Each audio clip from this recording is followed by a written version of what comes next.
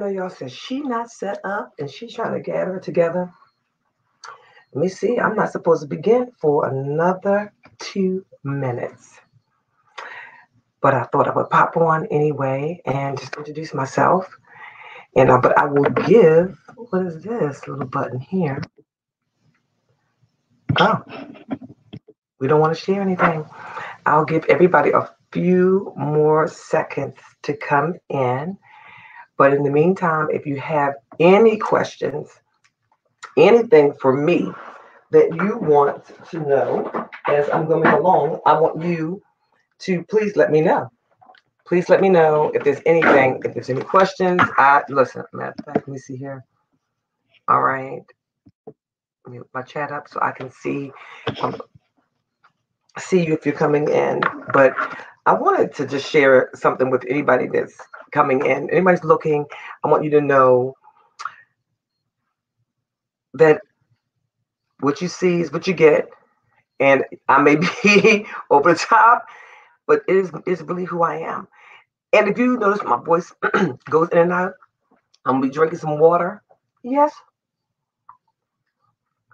It's because I've been talking a lot. I've been talking a lot today. But this, I want to show you a card. Now, I think it's important for everybody to remember this, is to have something, have a word to encourage you. My favorite book, the Bible, is my go-to, but I also love affirmations. And this particular one says, I choose to be inspired by simplicity, to see possibilities around me of greatness from the undiscovered beauty in me, because it takes a simple step and forward decision to get closer to my better. So my name is Stephanie Wall, and my friends and all that know me call me Stephanie Wall. I always say, Stephanie Wall, she's getting it all. Stephanie Wall, she's getting it all. Stephanie Wall, the Tower of Power. But I wasn't always the Tower of Power. How many of you know that you can pretend to be anybody you want to be?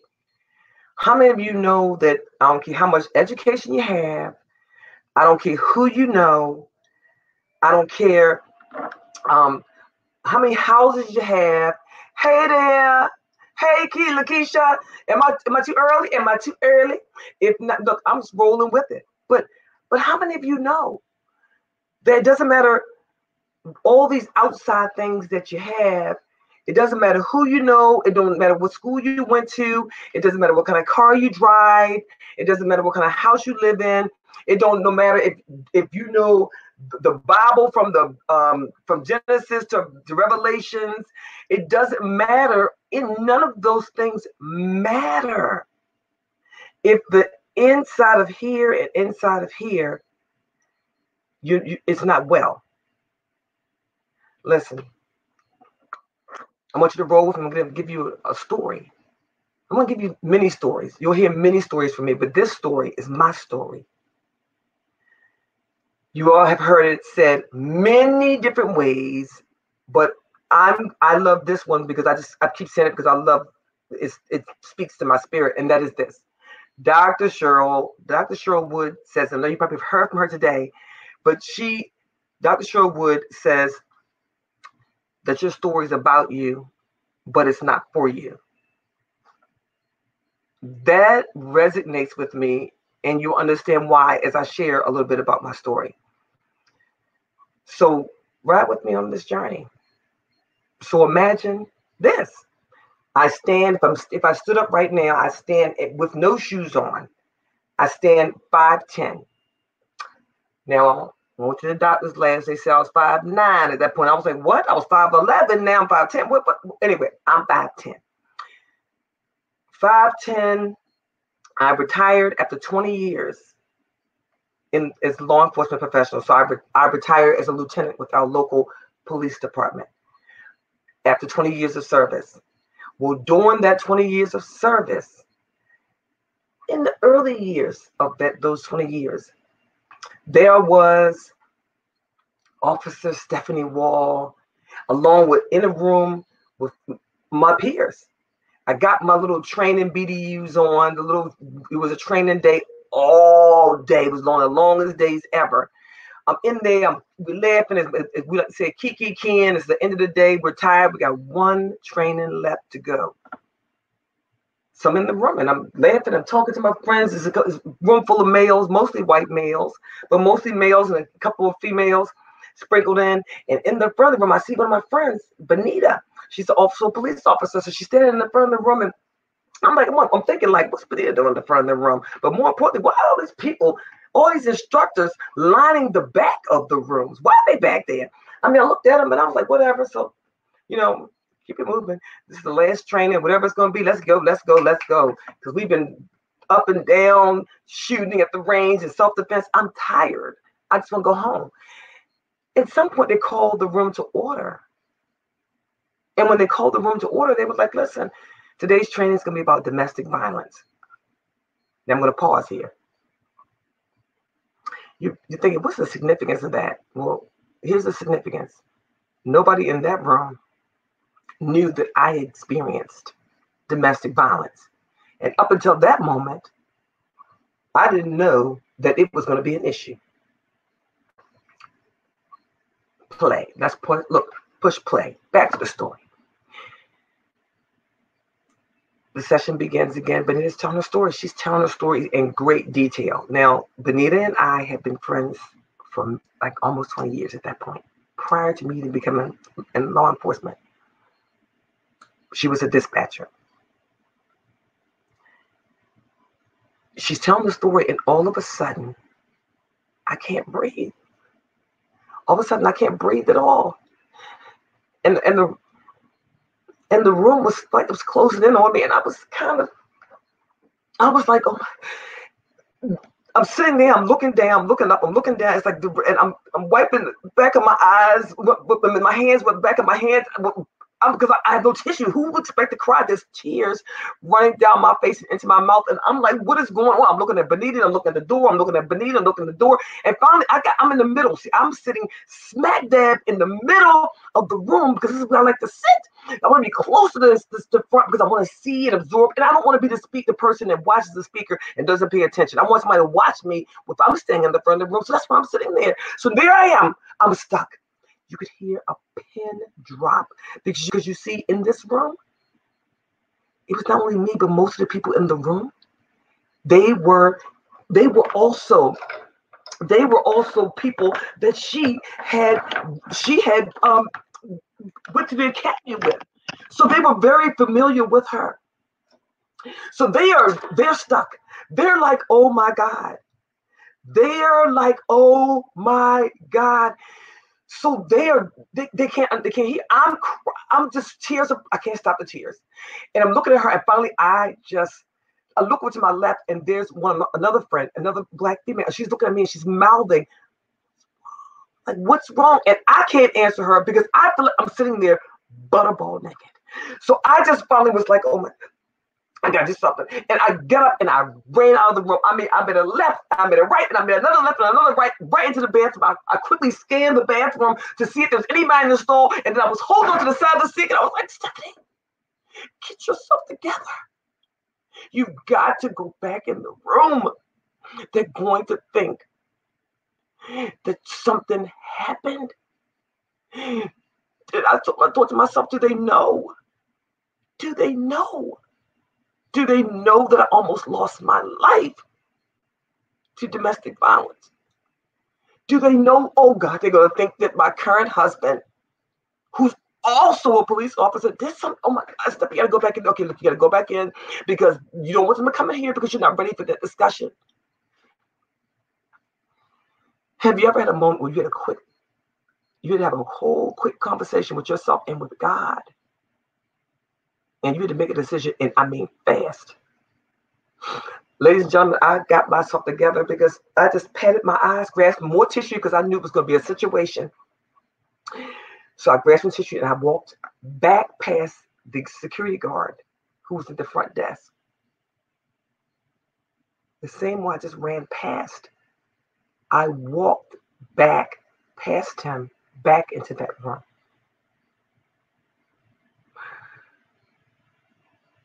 I once heard it said that the lack of confidence is not the opposite, or I'm sorry, the lack of courage is not the opposite of courage, but conformity is the opposite of courage. Because you see, I could have just stayed in that bathroom, thought up some whack-a-mole story, and just kind of laid in that.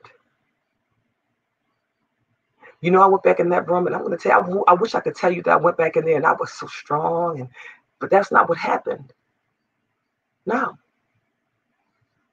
I went back in that room, and I felt like every eye was on me and watched me walk to my seat.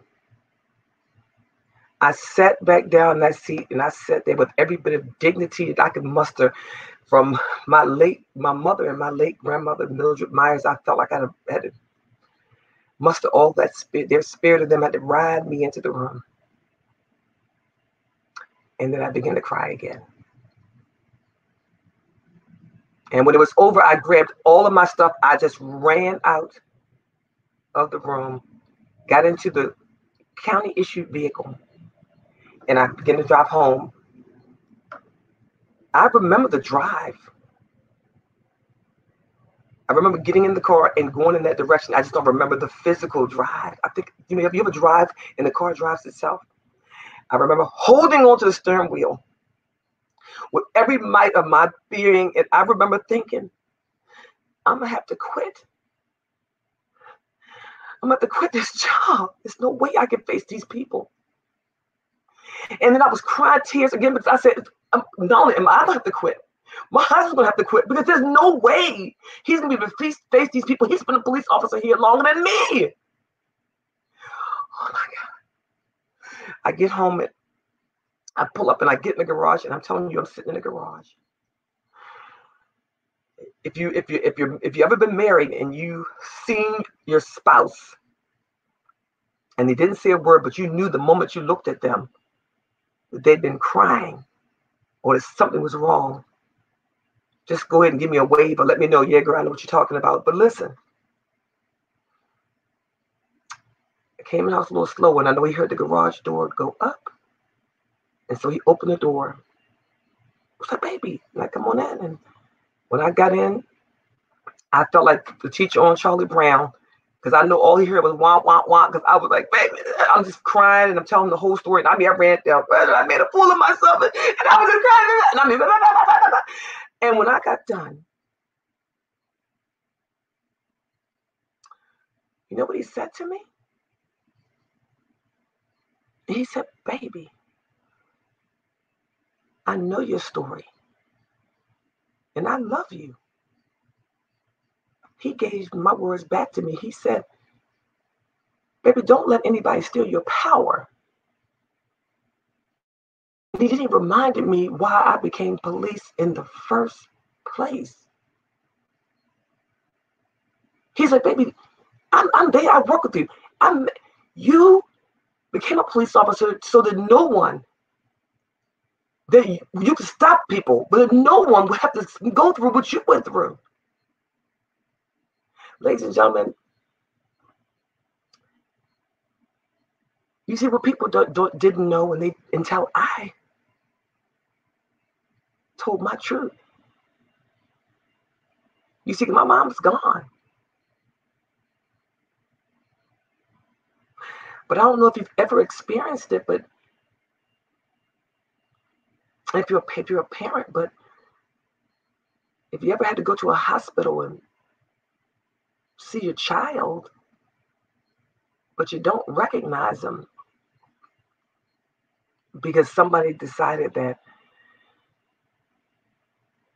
if I can't have you, nobody will. So someone literally tried to beat your daughter to death. Ladies and gentlemen, that was what I experienced was trauma that I didn't even know was here. You see, how many of you know that you think you can put stuff in a sunken place? You know, you think you can just put it in this little place, tie a little bow on it, and put it on over there and never come back to bite you. But I had a trigger that I didn't even know I had. And when the trigger triggered, like all triggers, it happens at the worst time in the worst possible place and situation that in life. Ladies and gentlemen, I will tell you that I did go back to work. And first I went back and I spoke to Benita. And I asked her, how did she have the courage? And I needed to explain to her, I apologized to her, because here she's trying to tell her story and it's devastating. And she's trying to hold together and I'm falling apart. She actually did that talk at every in-service training.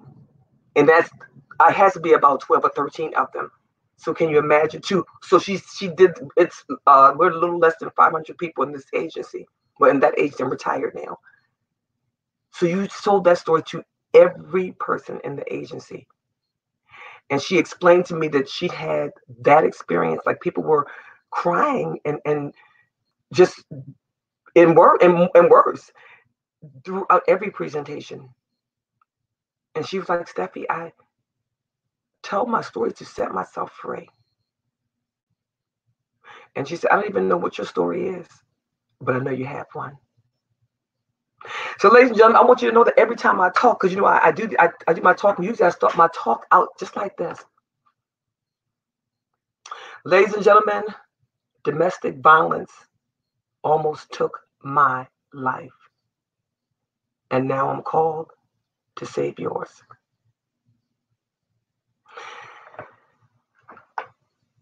You know, I went on to not only go back, because I had to do some soul searching.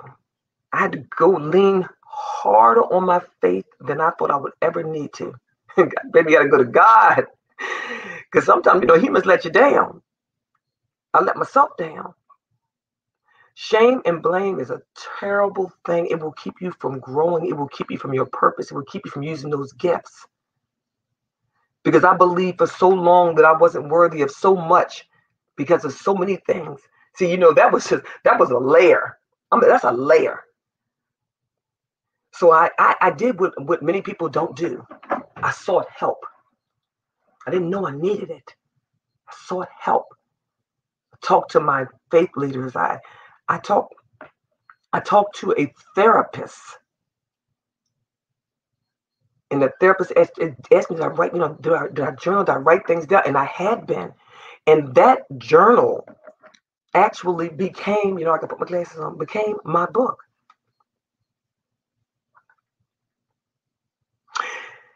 I wrote a book. I ended up writing, and I'll show it to you. This, how my part-time job saved my life. A true story of overcoming abuse and claiming a victorious life. That was the scariest thing that I did. And I'm going to tell you why my journal became a book. Every person every human has a story.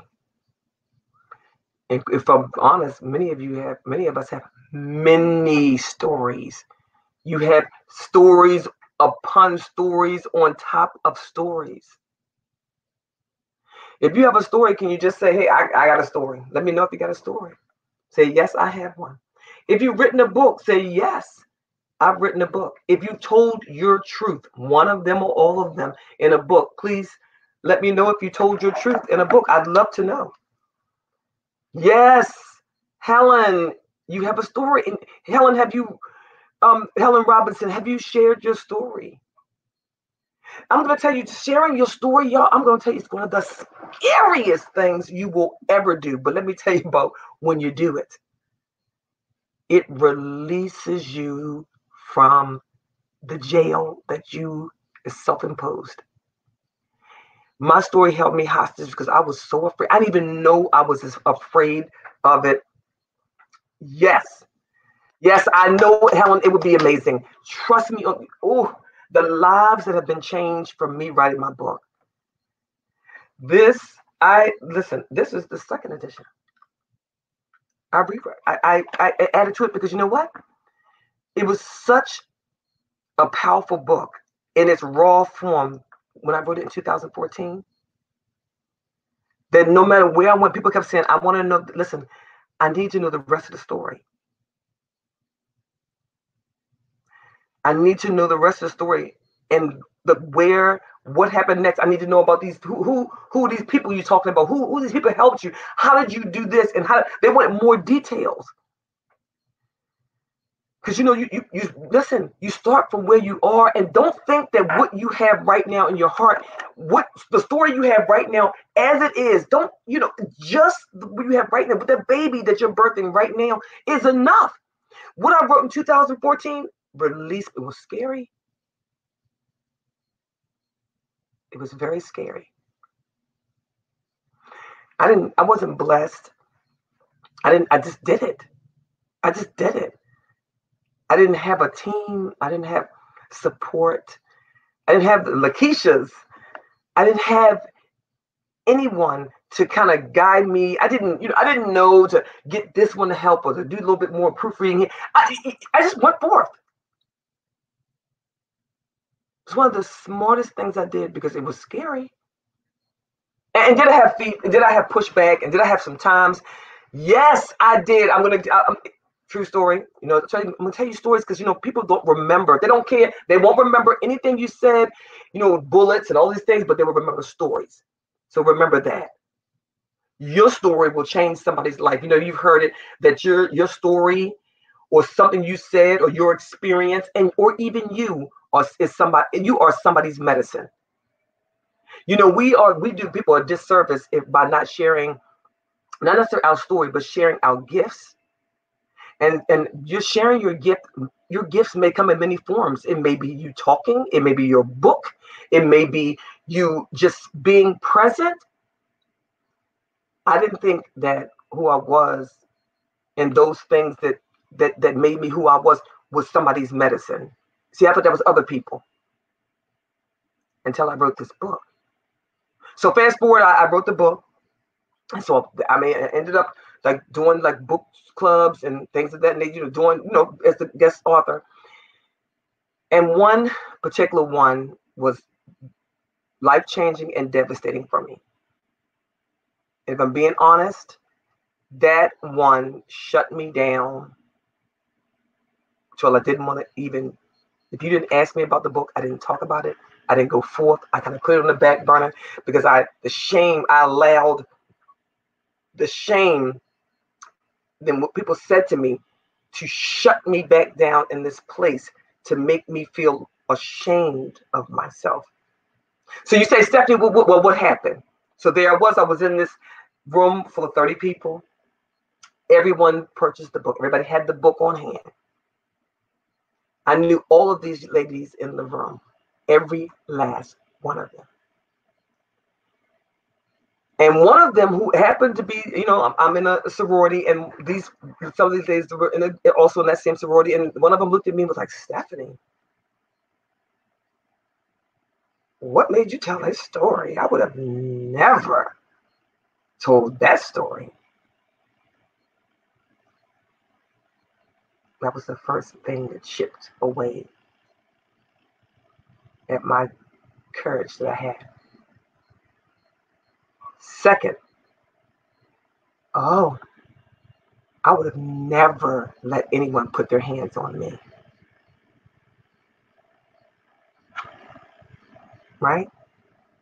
We on our way, right? We're going on. And it was just one little snide comment after the other. See, I didn't know any better.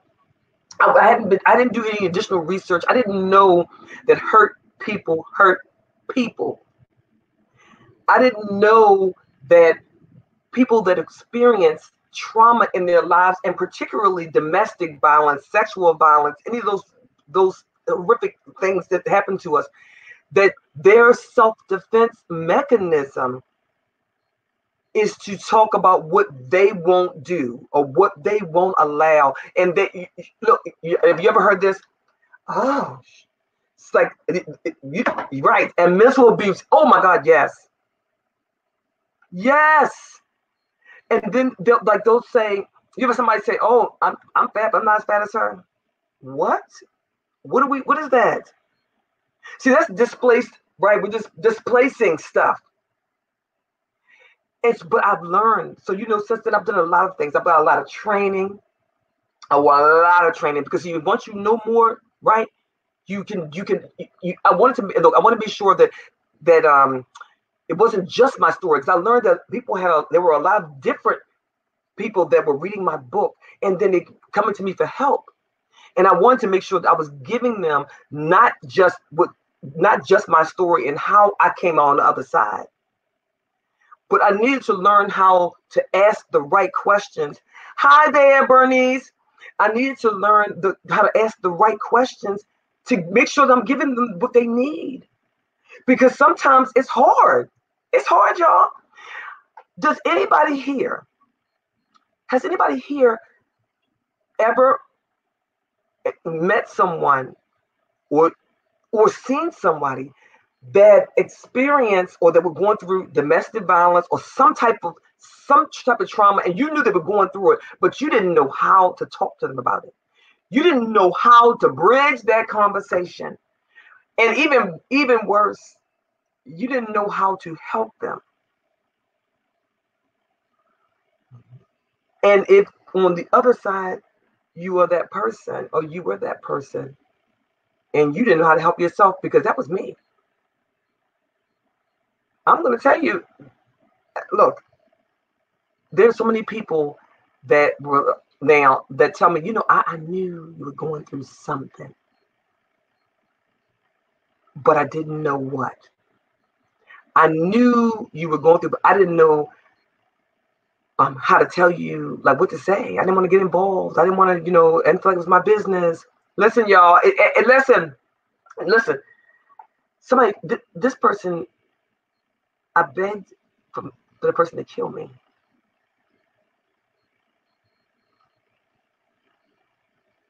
To stop the hurt.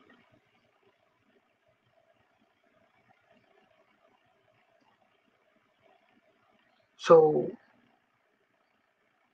if somebody doesn't get involved and you love or you care about the person, and you don't just say, you know what, I'm gonna have to say something. I'm gonna do something. I know it's, listen.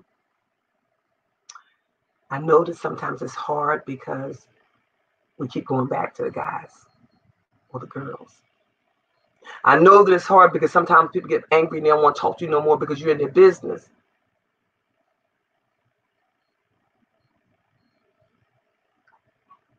I know that it's hard because you don't, if you're the person experiencing it,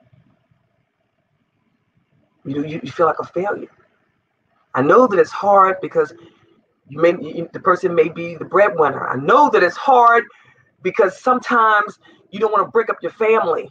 I know that it's hard because you don't want the people in the church to know. Listen, let me tell y'all right now, I got married to a person that wanted to kill me. I'm not blaming anybody because I made the choice. But I did it because the person I cared, the person my mentor and the person I believed in and was really helped me really tremendously, talked to me about living in sin. I didn't want to live in sin anymore. So if you're a faith leader, please be careful of encouraging people to get married to fix problems, because the problem is the relationship sometimes. And sometimes we force people together that God never intended to be together. I put my glasses on. Come on now. Ooh, come on now. You said a word. Let me tell y'all. I'm going to tell you, Helen Robinson, you know, one of the things that I met my sister, I have two sisters, and we have this discussion all the time. And my mother, I love my, I told you I'm 5'10". My mama was about 5 foot. Most amazing, sweet woman in the world. And I watched my mama cry so many tears. So many tears. I used to wonder why my mama cried so much. And didn't know until after her death why she cried so much. She cried because there were a lot of things, lessons that we didn't learn, and she wasn't able to tell us, share with us, because, y'all, listen, we got to stop this mentality of we don't talk about it. Because you all know the trauma lives in the body, in the spirit. And if we don't break those generational curses, listen, you gave birth to a baby. If you gave birth to a baby girl, and you experienced trauma, unresolved trauma, that trauma is passed on. And sure as my name is Stephanie Ann, the chances are high, and in particular if she's watched you experience domestic violence, that she too will experience it. My mama, I remember, my stepfather was a mean man, awful, awful man. And I remember one particular time he done many egregious things, but I remember we were like, I don't even know, like elementary school, maybe we were early middle school. And I remember he did many things, but it was income tax. Y'all know about y'all might not know about get an income tax check. And they were going to the Bank of America to cash it. And you know, both their names were on it, so they had to go in the bank together. Once the check was cashed, and the person handed the money to him, you know, like they always do, the man handed his stepfather. He ran out of the bank to a waiting car. That they were already there together in another car, but there's another car where he jumped into the car with a woman, and he took all the money, and he left for months. And we were on the verge of being evicted.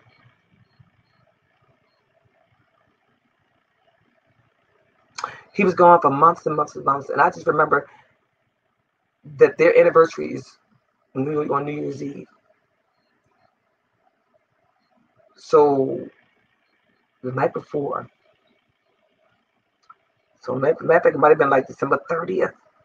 I will never forget my mother sitting there and was like, I want to talk to you about. And then she went on to tell us that he was coming back. And her exact words was like, we were so upset, we were crying everywhere. Why is he coming back? Why is he coming? And she said, and I will never forget this, you all don't understand. Sometimes I get lonely, and you'll understand when you become a woman. So I know what you mean about loneliness, making you make bad choices. And so to this day, that right there, I'm lonely. I can't do it. I can't do it. And so, you know, you see bad choices, and my mother cried. My mom cried for me. I'm the reason for so many of my mother's tears. You know, we lost our mom on Thanksgiving, on a Thanksgiving morning.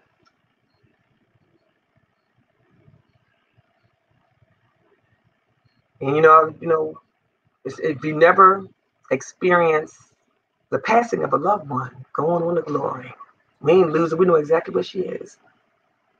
She's a woman of faith, a woman of God. She could talk to God, but she just did not know how to tell her truth to her daughters. I learned after my mother was gone why she cried. in different parts of my life. And when if you read my book, you all, here's the book here. How my part-time job saved my life. A true story of overcoming abuse and claiming a victorious life. I talk about my mom. It's my truth. You can't talk about your present or your future unless you address your past. So I start my story from the beginning. You know, I want to show you all this, because there's a literally. I mean, I literally have a couple pictures in there, and I will tell you that as I was writing my book, I don't know if you guys can see that, but that on the picture right here, let me see it, right there. That's me, and that's my sisters. And then the quote under this, it says, "Don't let someone who doesn't know your value tell you how much you're worth." You know, I so wish that there was a book with a person that looked like me, number one, on it, that was telling her truth and telling it in such a way like me, and giving me some hope and telling me like really step-by-step instructions on, okay, if this is my situation, how do I get out of this? If I'm going through this, who do I contact? And it's be relevant for me no matter where I am in the world. Because you see, this is the problem. We hoard information sometimes. Sometimes not out of being malicious, but because we don't know that what we are sharing. I have to keep my glasses so I don't go over time. We don't know that what we're sharing sometimes has value and significance. Thank you, Helen. Thank you, LaVon. Some days, I'm going to be honest with you, almost every day, I'm so thankful for so many things. You know, there's an author, I can't think of her name, but she was talking about, it's a young lady on the show called The Links. Her name was Leslie, and Leslie shared that how she found her husband. And we talked about because I'm married now, I'm married a wonderful man. And I did not go looking for him.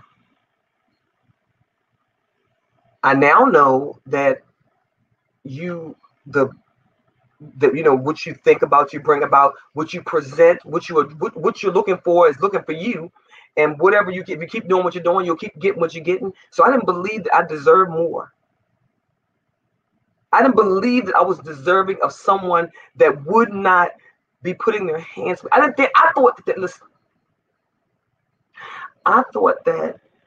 it was that I believe that if I believe the stuff that if I was nicer, maybe if I smiled more, maybe if I cooked more, maybe if I was quieter, maybe I believe that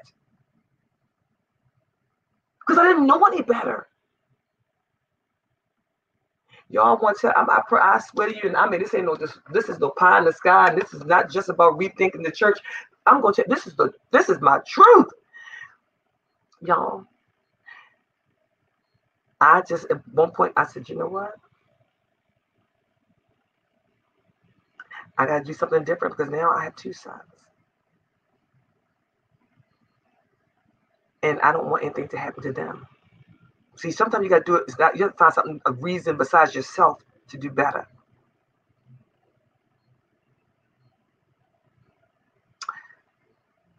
Because how many times you're going to allow your children to see a person grab you by your hair and drag you down the hallway?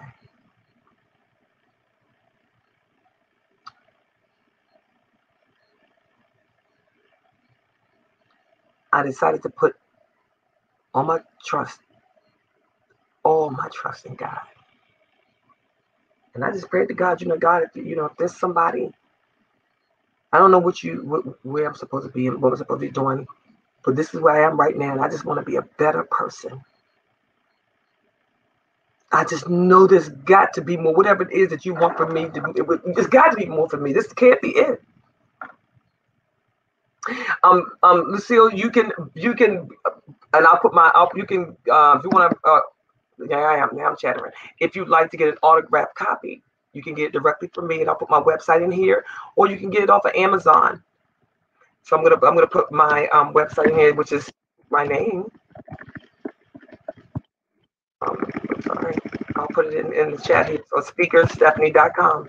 If you go to speakerstephanie.com and you look under the section that says books, you can order it, and when the order, if you put it in today, the book will go out tomorrow, and I will sign it right now. So let me tell you, I put my trust in God. I'm gonna tell you, I have never, in all my life, I have never had any peace. I didn't even know I never had peace until that moment. I mean, like, I thought I needed to have a person, and the struggle was real. Now, let me explain to you. I had an apartment during that time period.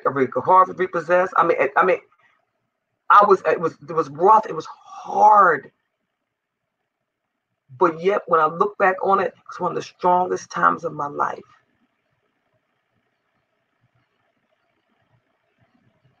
And now, you know, I'm so committed to finding that. I was at the Stephanies of the world, and I can spot them a mile away now. I can spot a Stephanie. I call them the Stephanies, a mile away. And I'm telling you right now, if they're in my space for 5 seconds, I'm going to do everything I can as humanly possible to help them find their peace, find their happiness, tap into, because they're super bad, they just don't know it yet.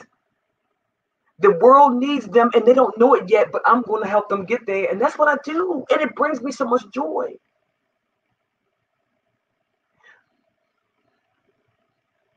You know, I'm telling you, I prayed. My husband says that the first time he spoke to me, he said, he said, you was kind of mean to me. I was like, what? I was mean. What did I do? He said, well, you just didn't kind of like acknowledge. I said, well, did you speak? And he said, I said hello. And I said, what did I say? He said, you said hello. I said, well, what else? I mean, so he came to me in my season of covering. You know, the Bible talks about covering. See, God knew I needed to have some covering. God knew I wasn't ready and that I was afraid. And I was broken. And I was in the molding season. So he gave me enough voice to acknowledge, but to stay focused. My son's, the youngest one doesn't really remember. The oldest one vaguely remembers. Because once I made a decision, and it was hard, I just kept going and I kept going and I kept going. And it's so funny, it was people that were kind of like very dismissive of me. Didn't think much of me, I don't think. I had 2 boys and I had been written off already as a baby maker. You know, the world will paint a terrible picture of you. And sometimes, you know, if you tell a child that they're bad enough, they will rise up to it. If you tell a person, a human, or an animal, if you treat an animal like it's nothing, and you treat it a certain way enough times, it will cower down to you. You tell a human enough time, you treat a human enough that look like you're nothing, then they'll believe that they're nothing. But ladies and gentlemen, I want you to know this.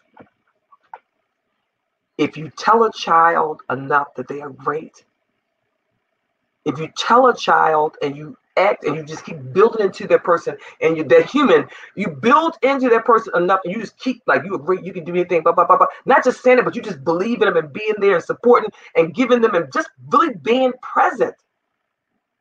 Do you know they will also rise up to that? And that's what happened to me. Same husband. He just kept coming back. And I remember the maintenance guy saying, there's a certain police officer that keeps coming into this old office. I think he's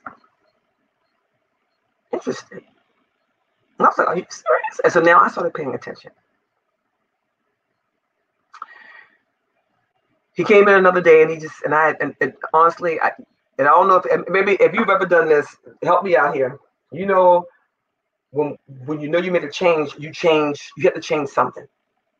You got to change something, an outer something, which helps you to change your inner something. So I when I say, my hair was like, I don't know, it was a little longer than this, like here, and I wore the same hairstyle forever. And my previous relationship, he loved his hair. He was all about the hair, and I felt like he controlled me through my hair. So I literally went to my cousin who was my stylist, and I said, listen, I want to cut my hair. She said, okay, how much you want off? I said, like all of it. I want like you to cut like off the short. She's like, what? Like, you sure? Like, you want to just start? I said, no, I want all of it cut off. She cut my hair off. I felt beautiful. I went to work like the next day, and I was sitting there at the thing, and he came in, my current husband, Kurt, and he said, you have the most beautiful eyes. And I said, thank you. And he's like, can I take you out to lunch sometime? We made a date, went to lunch, and we have been together for 25 years. I share that with you because, see, I prayed to God that I needed a certain kind of man. I needed a man that was God-fearing. I wanted a man that loved hard like I loved hard. I wanted a man that will love me right in my mess. I wanted a man that I could be able to tell my truth to, and he wouldn't hold my truth against me. I needed a man that when I was weak, he wouldn't take my weakness and use my weakness against me. I needed a man that would allow me to be strong and not say, you think you better than me. I needed a man that wouldn't through the mess. The messy middle, he would stay right by my side, and we would be like, team, let's get it done, the two of us. Holy smokes. He sent me this man.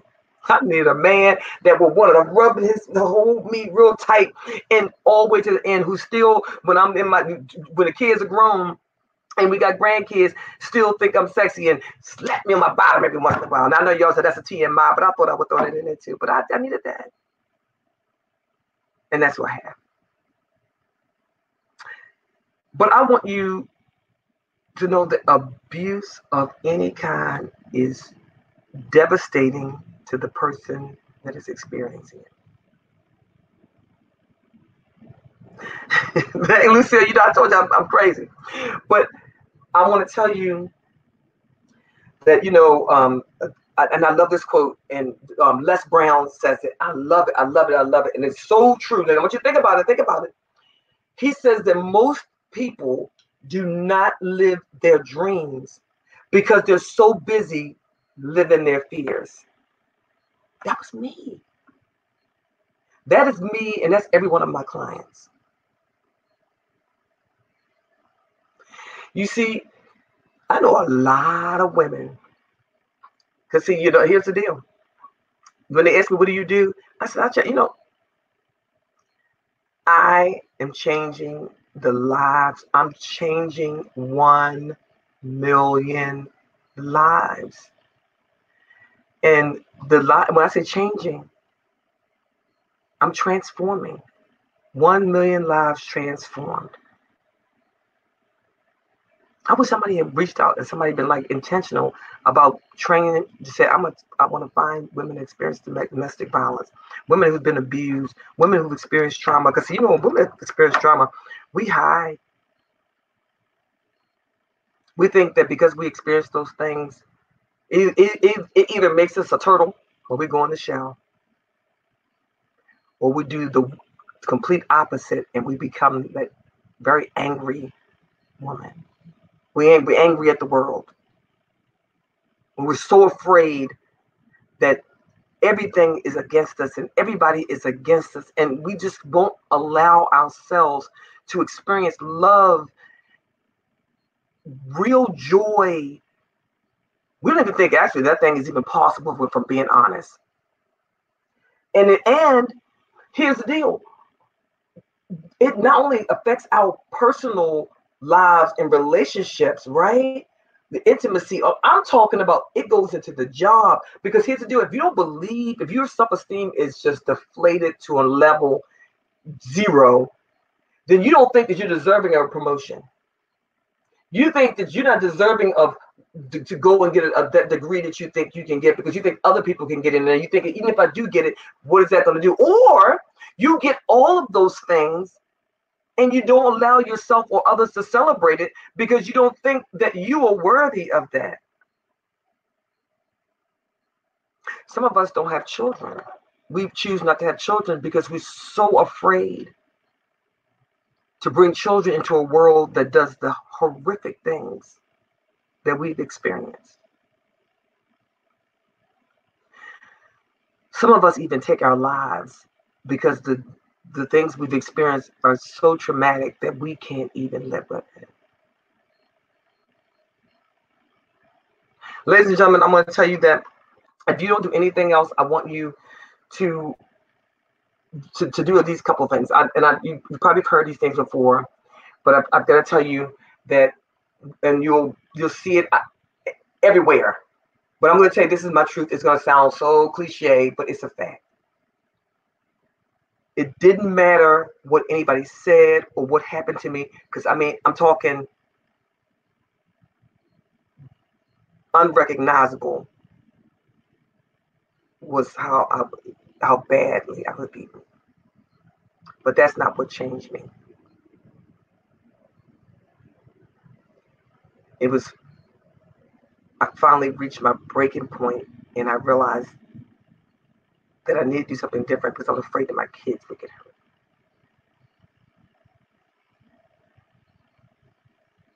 Until you change your mind, and this is good, this is true of every area of your life.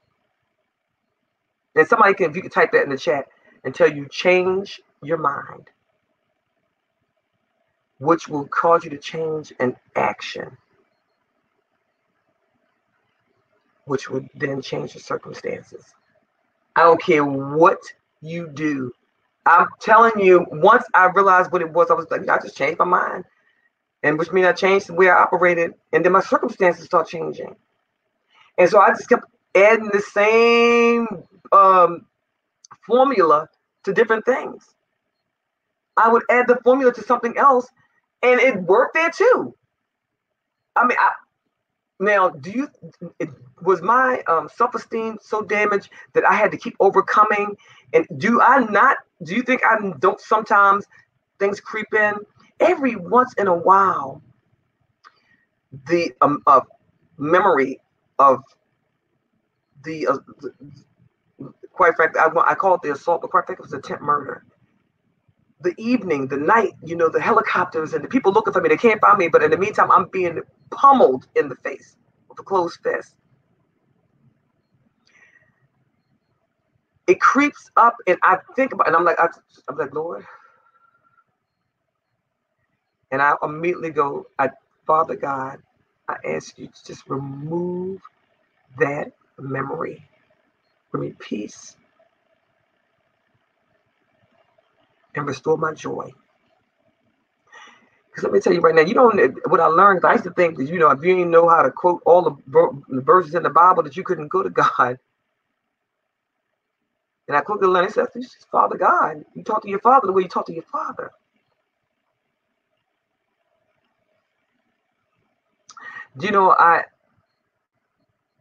When I talk to my clients, each person is different. One, let's deal with what is it that you've experienced? Yes, thank you, Helen. And until I change my mind, and until I know I knew what the thing was that I needed, and I decided that I wanted to get that thing. And so, little stuff. You all, when I say little things, simple things as just, I didn't have any money. We were poor, and so I would take my kids to this day. They love the zoo. They talk about going to the zoo. They thought it was a big time. They didn't know that the zoo was free. So I did what my mom and them did, packed the lunch, and we had to go out to the car and eat because we couldn't afford the stuff in the zoo. But what the God said, Patty LaBelle said, pass the blessing on. The Lord says, pass about the manna. I was talking about the manna. And now, because I asked God I prayed to God for some things, and He gave me what I wanted. And I've said, if you just give me if you help me have a life that I deserve, that you have for me, and show me how to get it, then I will always live for you. And I promise I will find and help women and help people and help children. And I will tell you that it was times I wanted to get out of police work, but I stayed in the police work for a couple of reasons. One, because the person you see is exactly the same kind of person you would see in a uniform, just like this, the hair done, but just a uniform. The same person, all of this I brought to the room. All of what my mother raised me to be. Every woman that was older than me, I could see in her face, but she was always, mama, yes ma'am, right? 20 years I had zero problems with nobody. To this day, I still remember people say, oh my God, either Officer Wall, Corporal Wall, Sergeant Wall, Lieutenant Wall, she was such an awesome person. See, they saw the outside person in, and I always tell them the same thing. Yeah, I thank you and I honor you, but it's my faith. So I encourage you. One, I thank you for those of you that's choosing to purchase my book, because I want you not to only to read it. I would love for you to give me a review. I would love for you to tell me what you think of it. But I also want you to read it and then do the things in here. But I want you to share it, and particularly share it with somebody that you don't have the words for, or you're not in a place that you feel comfortable talking to them about it. Because like any parent, sometimes we can't talk to our children about the problem, but they listen to other people. This book is a guide to anyone that is experiencing it, knows somebody that's experiencing it, and not just domestic violence, because I'm going to tell you, this is the thing. This world is rough. We need more mentors, we need more people, and we need more people to support each other, and the world is terrible enough, so let's lift each other up. So my name is Stephanie Wall. I'm the CEO of Speaker Stephanie LLC,